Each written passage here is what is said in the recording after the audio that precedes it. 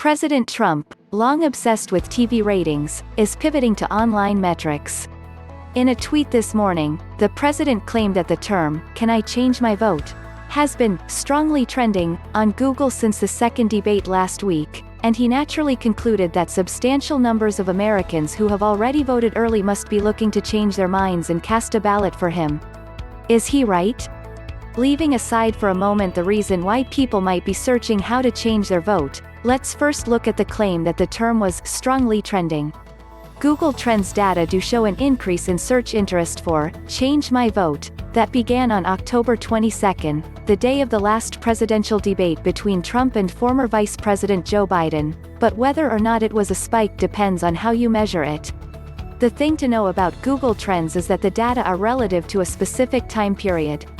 So if you looked up search interest in "Change My Vote" last week, you might have seen a spike on the day of the debate or the day after. Some blogs and Reddit posts pointed this out last week, and news outlets picked it up and ran with it. But those spikes don't represent absolute search volume.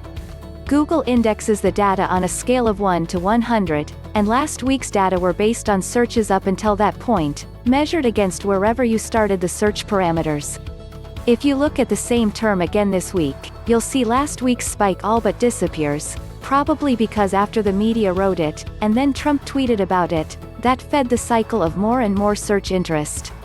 Search interest in "Change My Vote" based on the last 7 days shows a spike corresponding with Trump's tweet. Indeed, if you start searching "Can I change my vote" in Google right now, you'll see that the word "trending" appears in the autocomplete suggestions, indicating that some people searching for it are just curious about all this chatter.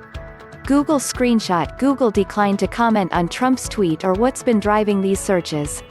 The second thing to know about the search term, "Can I change my vote?" and this is really important context, is that it's not unusual to see interest in that term increase during an election cycle.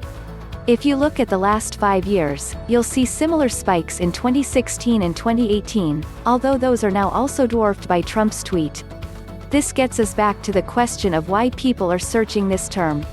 It's a long-winded way of saying that Google Trends data are a great window into what people are interested in, but it's one of many data points and shouldn't be seen as a substitute for polling data or even TV ratings, and it's especially not the same as counting actual votes.